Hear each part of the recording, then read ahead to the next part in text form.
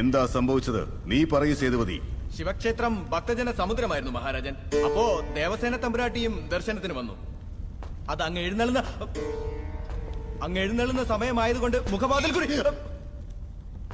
കടത്തിവിടാതെ അടുത്ത വാതിൽ കൂടെ വരാൻ പറഞ്ഞു. ബാഹു, എന്താ ഇത്? ബാധിക്കപ്പെട്ടവനെ എന്തിനാണ് ഭയപ്പെടുത്തുന്നത്? വഞ്ചകന്മാരുടെ മനസ്സിലുള്ള വിഷം മര്യാദയ്ക്ക് ചോദിച്ചാൽ വെളിയിൽ വരില്ല രാജൻ. നീ പരിധി വിടുന്നു ബാഹുബലി.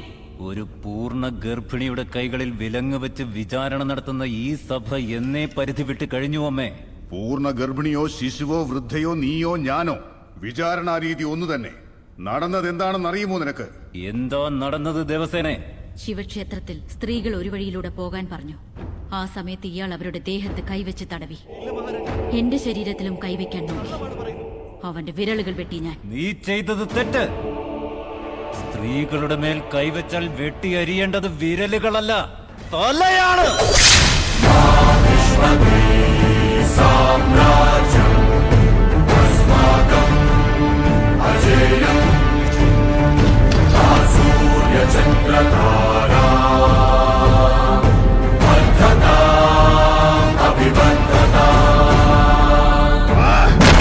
ബാഹുബലി, എന്ത് അഹങ്കാരത്താലാണ് എന്റെ സഭയെ അപമാനിച്ചത്? തെറ്റ് ചെയ്ത കാരണത്താൽ സേതുപതി ഭയന്ന് വിറച്ചു.